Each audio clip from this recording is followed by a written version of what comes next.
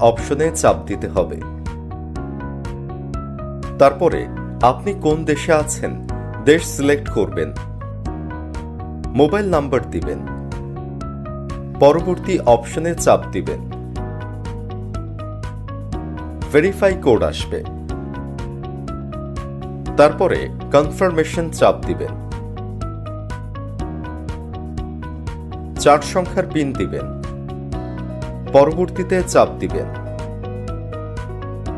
নামের প্রথম অংশ এবং শেষ অংশ লিখুন। আবার পরবর্তীতে চাপ দিন।